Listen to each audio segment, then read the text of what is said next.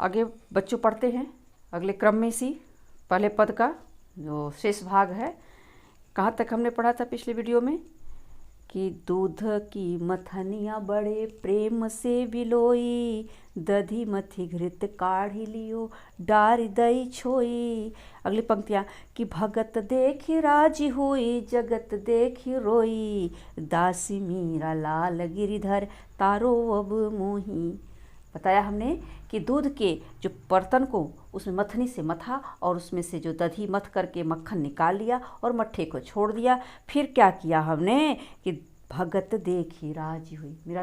मीराबाई कहती हैं कि जो भक्त समाज है, जो संत समाज है ना, उनको देख करके मीरा खुश होती हैं, प्रसन्न होती हैं, उनको खुशी प्राप्त होती है ना।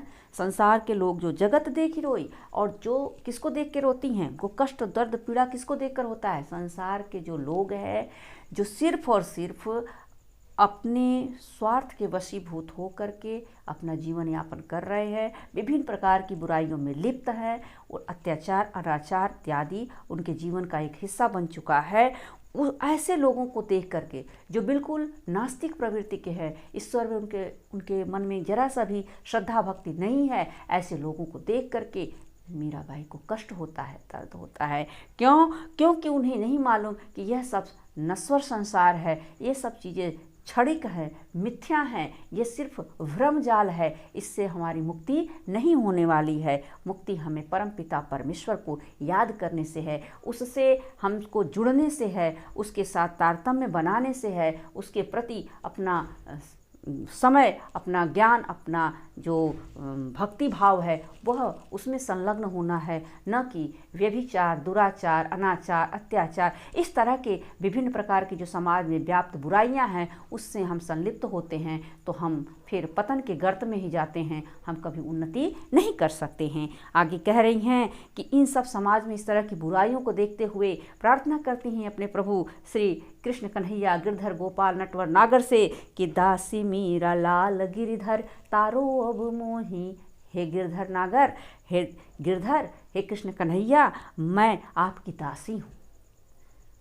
मीरा लाल गिरधर, हे लाल गिरधर, लाल किसने? नंदलाल, यशोदा के लाल ना। हे नंदलाल, हे कृष्ण कन्हैया, हे बंसीधर, मेरा अब इस संसार से उद्धार करो। तारो अब मोही, मुझे तार कर दो, मुझे मुक्ति प्राप्त करा दो, मुझे मोक्ष की प्राप्ति करा दो। मैं अब इस संसार में रहना नहीं चाहती हूँ, मैं तुम्हारे चरणों की दासी हूँ। मेरी इतनी सी प्रार्थना तुम स्वीकार करो और मुझे मोक्ष की प्रदान करो। मैं इस आवागमन के चक्कर में अब रहना आना जाना नहीं चाहती हूँ, ये बहुत हो गया, अब मुझसे सारी चीज़ें सहन नहीं होती हैं। बच्चों, ये पद हमने पढ़ लिया। आते हैं ये पद दूसरा भी पढ़ लेते हैं। चलिए, लगे हाथ।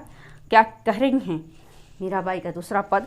इसमें इन्होंने बताया है कि प्रेम में डूबी मीरा सभी रीति रिवाजों और बंधनों का त्याग करती हैं और गिरधर के स्नेह के कारण अमर होने की बात करती हैं ना, कि प्रेम में इतनी दीवानी हो गई हैं कि उनको कोई सुध बुध खो चुकी हैं। और क्या कहती हैं कि पग घुंघरू बांध मीरा नाची, पग घुंघरू बांध मीरा नाची, मैं तो मेरे नारायण सु आप ही हो गई साची। लोग कहें मीरा भई बांवरी, न्यात कहें कुल नासी।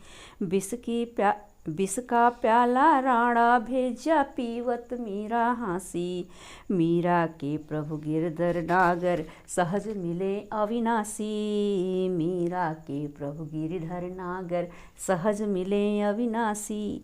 लोग क्या कहते हैं, लोग मीराबाई के बारे में क्या सोचते हैं, क्या उनके लिए उनकी मन की धारणाएं लोगों की हैं? मीरा, मैं पग घुंघरू बांध मीरा, लोग कहते हैं कि पैरों में घुंघरू बांध करके और मीरा तो नाच रही है। देखो उसका राजघराने का जो मान सम्मान को हरे समाज में बेइज्जती पहुंचा रही है, नीलाम कर रही है। तो उनका क्या कहना है? पग घुंघरू बांध मीरा नाची। लोगों का कहना है कि पैरों में घुंघरू बांध करके मीरा नाचती है। और मीरा क्या कहती हैं कि मैं तो मेरे नारायण सु आप ही हो गई सांची। मैं तो नाचती हूँ किसके लिए? प्रसन्न करने के लिए। किसको? अपने नारायण को, अपने गिरधर गोपाल को, कृष्ण कन्हैया को प्रसन्न करने के लिए वह मस्त हो जाती हैं, दीवानी हो जाती हैं और मदमस्त होकर पैरों में घुंघरू बांधकर नृत्य करती हैं उनको खुश करने के लिए। आप ही हो गई सांची। और इस तरह से आप ही अपने आप ही पूरे विश्व में इनके प्रेम की चर्चा होने लगी और ये सच्चा प्रेम विश्व प्रसिद्ध हो गया। इतिहास में, साहित्य में, समाज में, लोगों के बीच में एक चर्चा का विषय हो गया कि मीरा जैसी दीवानी, प्रेम की दीवानी और कृष्ण के अनन्य भक्त में उनके अलावा अभी तक कोई नहीं हुआ है। तो यह बात सच्ची हो गई, इसमें जरा सा रंच मात्र भी झूठ नहीं है। कहें लोग कहे मीरा भाई बावरी, न्यात कहे कुलनासी। लोग क्या कहते हैं, लोगों का कहना क्या है मीरा के लिए कि बावरी हो गई है, बावरी पगली हो गई है, पागल हो गई है, दीवानी हो गई है, बौरा गई है ना। और न्यात कहे कुलनासी, नात रिश्तेदार, न्यात सगे संबंधी ना, कहें कुलनासी, कुल का नाश कर देने वाली है, ऐसी कुलक्षणी, ऐसी अभागिनी कि हमारे कुल खानदान का नाम डुबा दे रही है। ऐसे समाज में लोग चर्चाओं में ऐसी बातें होती हैं। तो इस तरह की बातें वहाँ पर भी हो रही थी, राजघराने में भी, मारवाड़ में भी, मीरा के लिए भी, और पूरे संसार में ये बातें हो रही थी। लेकिन मीरा तो प्रेम की दीवानी है, मीरा तो कृष्ण के लिए ये सब जो कृत्य कर रही हैं वो सिर्फ और सिर्फ अपने कृष्ण कन्हैया को रिझाने के लिए कर रही हैं, प्रसन्न करने के लिए करें। इस बात को, इस भाव को कोई सामान्य व्यक्ति क्या समझ सकता है? उसको तो बस यही लोक रीति, लोक प्रपंच, उसमें ही दुनिया भर की यहाँ के वहाँ सिकवा शिकायत, चुगली चबाई करना आता है। सही बात, सही रहस्य कोई जान नहीं पाता है। और इसी अनबूझ पहेली को सुलझाने में कितनों की वारा न्यारा हो गया, लेकिन इस रहस्य को कोई समझ नहीं पाया। जो वही जान सकता है जो उस दौर से गुजरता है, और मीरा के अलावा और कोई इस बात को न जान सकता है न समझ सकता है। तो इस तरह से लोगों के बीच में ये धारणा थी कि ये कुल का नाश करने वाली है। और इस तरह के ताने सुन करके घर परिवार वालों में उनके एक राणा नामक उनका एक देवर है, पति का भाई, वह क्या करता है, उनके लिए विष का प्याला भेजता है। करेंगे विष का प्याला राणा भेजा, पीवत मीरा हासी। विष का प्याला, जहर, पॉइजन, जहर का प्याला भेजा धोखे से मीरा को मारने के लिए। किसने? राणा। और उसको इस मूर्खतापूर्ण बातों से, कार्यों से, कुकृत्यों से मीरा हंस पड़ी, और हंसते हंसते उन्होंने पी लिया। क्या पी लिया? वो प्याला। वो जान रहे हैं कि मेरा तो गिरधर नागर है ही है मेरे साथ, मेरा कुछ बाल न पाका नहीं हो सकता है। फिर भी उसकी मूर्खतापूर्ण बातों को, क्योंकि वह नहीं जानता है, वह उस अलौकिक शक्ति, दिव्य शक्ति से अनभिज्ञ है, उसको मालूम ही नहीं है कि ये मीरा के पास क्या है, क्या प्रकाशपुंज है, क्या आत्मबल है, क्या ईश्वर की इसके ऊपर कृपा है।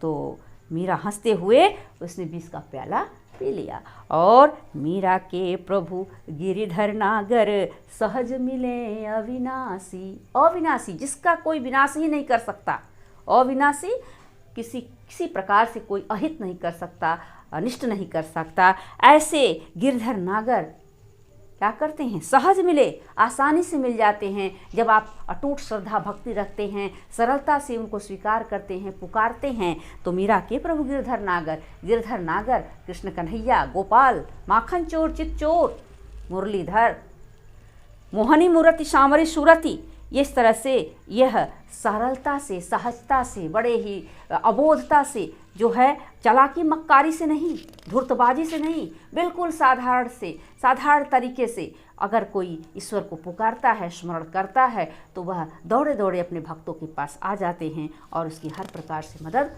करते हैं। इस तरह से कहे कि अविनाशी, जिसका कोई विनाश ही नहीं कर सकता है, वह उसके साथ उस वैसी दिव्य शक्ति है, तो स्वाभाविक रूप से अनायास ही वह उसकी भक्ति भाव में तल्लीन हो जाता है, मिल जाता है, और ईश्वर की कृपा उसके ऊपर बनी रहती है। तो प्यारे बच्चों, यह पाठ हमें सिखाता है कि ईश्वर की परम सत्ता, ईश्वर की महत्ता, ईश्वर की जो अलौकिक दिव्य शक्ति है, उसको प्राप्त करना है तो बड़े ही सरलता के साथ हमें उसका स्मरण करना चाहिए, उसका ध्यान करना चाहिए, मनन चिंतन करना चाहिए। और ईश्वर ही है जो इस सृष्टि को चलाता है, उसी के एक इशारे पर ही एक पत्ता भी हिल नहीं सकता है, और जो भी क्रियाएं होती हैं वह उसी के द्वारा संचालित होती हैं। बाकी इस संसार में कोई भी सत्य नहीं है, सब नश्वर है, सब एक न एक दिन नष्ट हो जाना है।